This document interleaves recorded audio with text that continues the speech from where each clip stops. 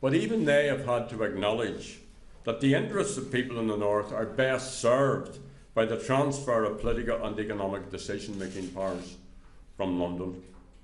So whatever attitude other parties have about the future of the Union, they know that democracy and political accountability demand this. And they also know in their hearts of hearts that people here, citizens here, want local politicians to take responsibility for delivering prosperity, growth and equality. Sinn Féin is the only party in this election firmly opposed to austerity and with a proven track record in negotiations. We are, as I have said, in a time of fundamental change. Under the terms of the Good Friday Agreement, the union between this state and Britain has changed.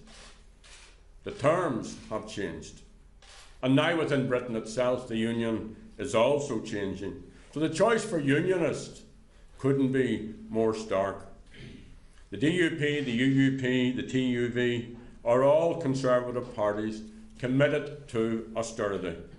They support Tory plans for 12 billion sterling more cuts.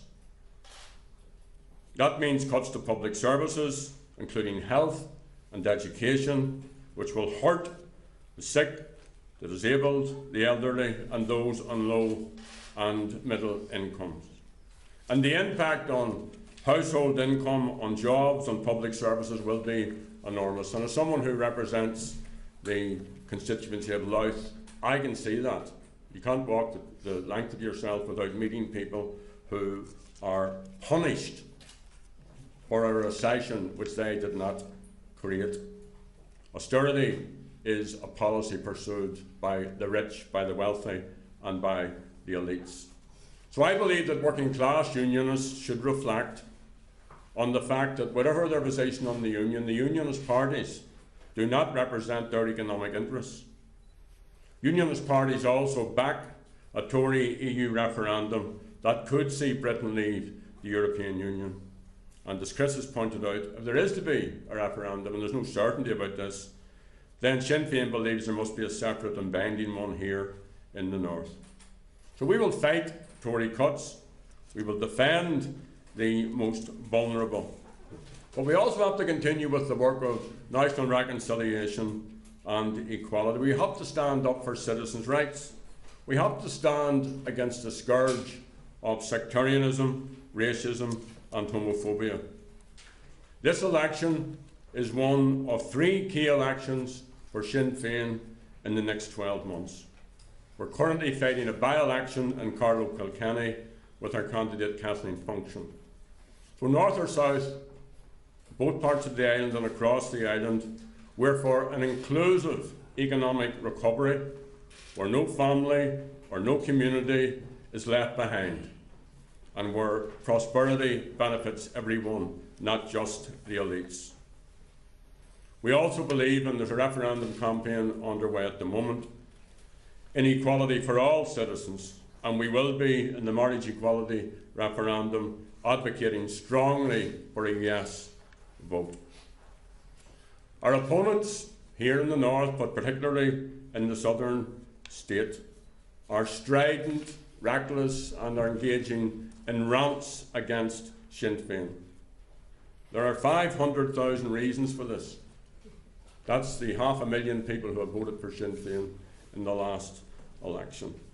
So we need to maintain the momentum for change. We are committed to this referendum, to this People's Pact, and to achieve this we need to secure the largest vote possible in this election, and I am asking the people to give us that mandate.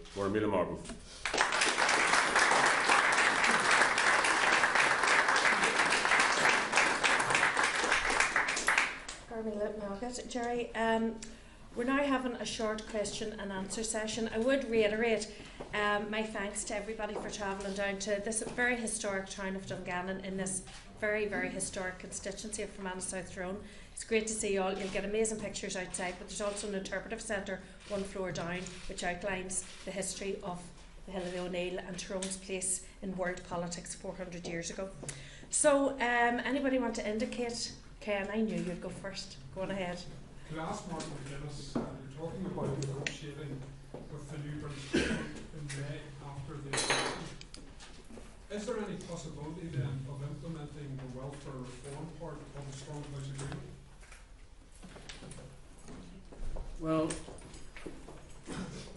first of all, let me say that I have clearly indicated what I think most others accept, including others within the unionist parties, that in the aftermath of the general election there is going to be a comprehensive spending review carried out either by a Conservative-led government or a Labour-led administration. And that will essentially bring all of the devolved institutions, including our own, into what I hope is a serious negotiation. And from our perspective, it's about ending austerity. It's about ensuring that we are supporting frontline services. And obviously in the context of the Stormont House Agreement, where there was wide-ranging agreement in terms of how we need to move forward around a range of issues, not least how we deal with the past, the issue of parades, the whole issue of flag symbols and identity, and of course economic matters, including the opportunity with the voluntary exit scheme to modernise the civil service. In the context of all of that, the issue of welfare has been a very important issue for Sinn Fein, because we do absolutely believe that any government worth its salt is judged by how it treats the most vulnerable, the most marginalised, the poorest, and the most disabled people within society. We actually happen to be a political party that believes in that.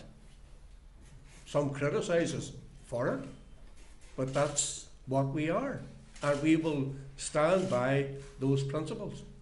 And I have been involved in what has turned out to be a lengthy and yes tedious negotiation around how we can protect the most vulnerable within society, and those discussions are continuing and will continue until we get a satisfactory outcome. And I think progress has been made. More progress needs to be made, but I am absolutely determined to bring that negotiation to a successful conclusion, because the vulnerable deserve support from our administration, and I intend to ensure that the import of what we try to do during the course of the Stormont House negotiations brings a resolution to the fears and concerns they have about their future against the backdrop of what the Tories are trying to do. And I think we also have to factor into all of that. And I have watched Andy Marr every Sunday morning for the last couple of weeks to see what Theresa May was saying about this, to see what David Cameron was saying about this, to see what Ian Duncan-Smith was saying about this, to see what George Osborne was saying about this. And when they're challenged about where the £12 billion worth of further cuts in terms of an attack on the most vulnerable is going to come from, not one of them has had the guts prior to the election to outline where those cuts will fall. So I believe in that context there is a huge responsibility on all the parties in our executive to stand up for the most vulnerable, and indeed stand together with the trade unions, with the churches, with the community and voluntary sector. And I've met NICFA in the course of recent times, and we'll meet representatives of the trade unions in the coming days. Very important for all of us to stand together against what the Tories are trying to do, and to send a very clear message to both the Tories and any Labour-led administration that might form a future government that this is not acceptable. Thank you, Martin. John Manley, well, to Gerry, are there under any circumstances Sinn Féin would consider taking their seats in Westminster? No. Okay.